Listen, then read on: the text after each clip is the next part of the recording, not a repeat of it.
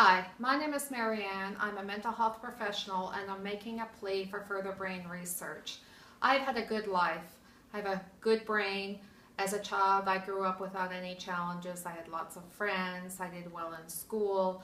I was socially active. And I've had a lot of things going on, and I'd like to share my story. When I grew up, I had a friend at the age of 16 who was in an accident with traumatic brain injury. She suffered some severe consequences from that, but after 4 months she was released from the hospital and she was never the same, but she did quite well. Then when I was 19, my father was admitted to the hospital with a seizure. We didn't know what was wrong with him, and he had a brain tumor. He clenched my hand a couple of times when I went to visit him when he was in a coma, and I thought he understood. He eventually died. He had a brain tumor, and we just didn't know all the details of what was happening at that point. Eventually I got married, and when I first got married, my brother was living in Europe, and he had some major challenges himself. He suffered from depression. I talked to him on the phone and he wasn't doing very well. He eventually committed suicide, and I just didn't understand what that was all about either. I eventually had 4 children, and I'd like to introduce you to one of my children. Her name is Haley. Say hello, Haley. All right, and would you like to tell the story about our family?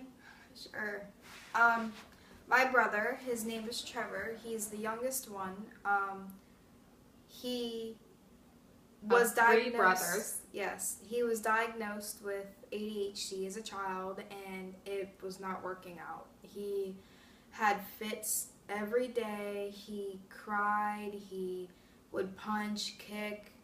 He'd run out of the car, everything, and it was a stress on all of us, and especially on me, because I was a little sister looking up to him, and it wasn't good, and we were figuring out what was happening.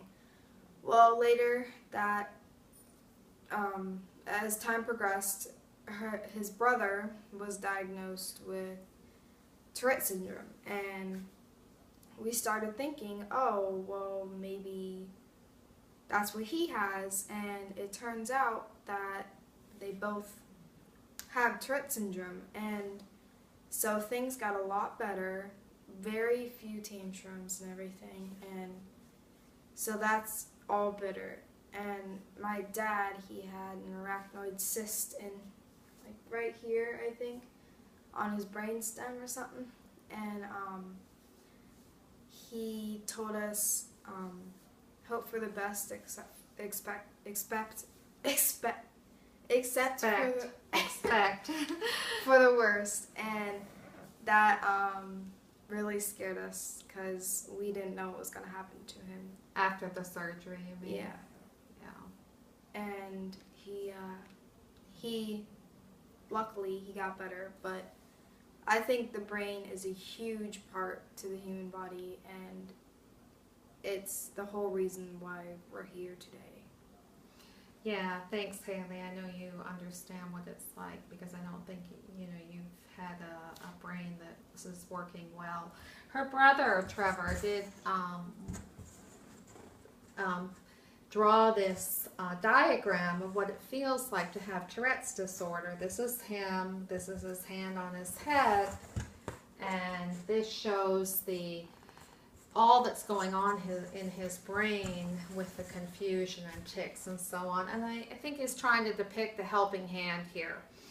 So we would really want to make a plea for further brain research. There's been a lot that's going on. And in my family too, I have found out that my grandmother many years ago in the late 1940s was the first in Denmark to have a lobotomy, and I don't know what that was all about. So in my life, I've had lots of experiences with this. That's why I'm studying what I'm studying. We need more research.